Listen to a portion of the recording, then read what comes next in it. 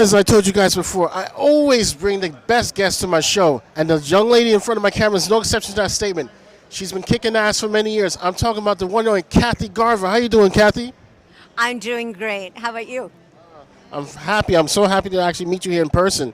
Um, it's not every day I meet a Marvel superhero, but before we get to that wonderful stuff, just please tell the audience a little bit about you. I know about you and your work. You've done a lot of amazing work for a long time.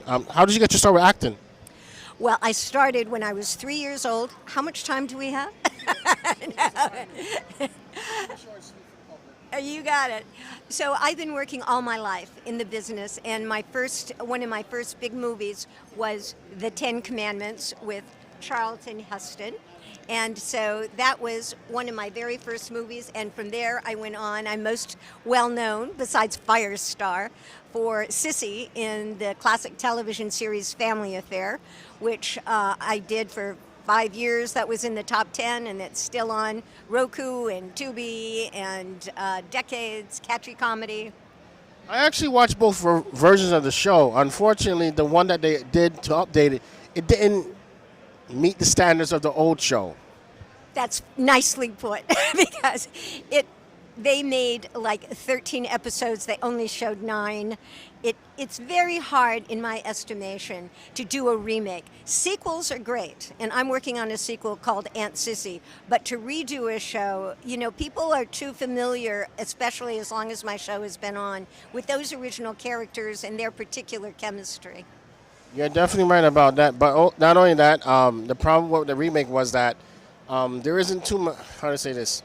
A lot of families aren't spending time together. So, why would they watch a show that doesn't bring that warmth inside of them? It doesn't make them feel good inside. But truthfully, the show that you were on did that.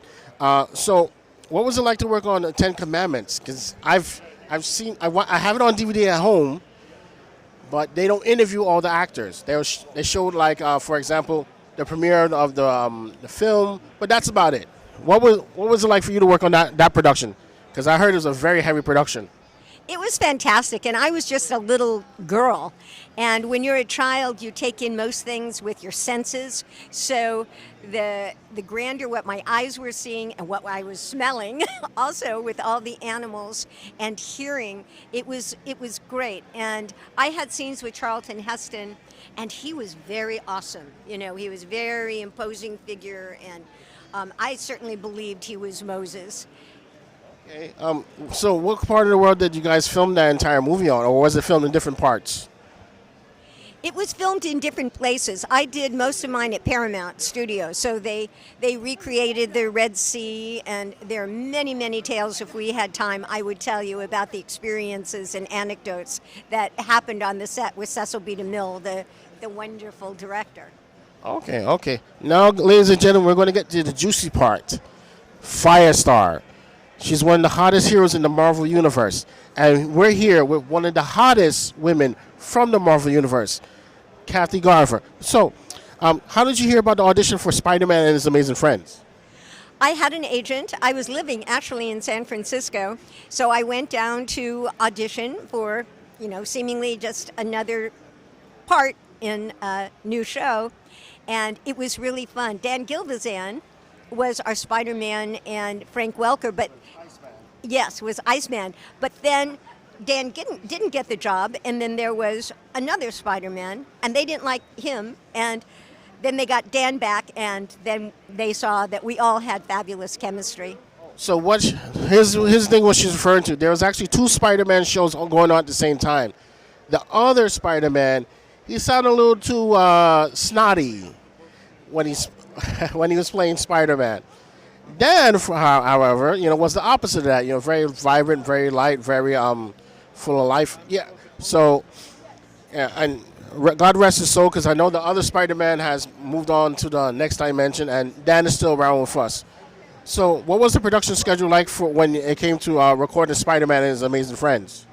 What we would do is do a table read with everybody at the beginning, and then we would go into the booth, and who's ever seen it was, if it was like me and Spider-Man, then Dan and I would be in the booth, or if it was all 3, or if I was Angelica Jones instead of Firestar, I would be there with Aunt May and maybe Ms. Lyon.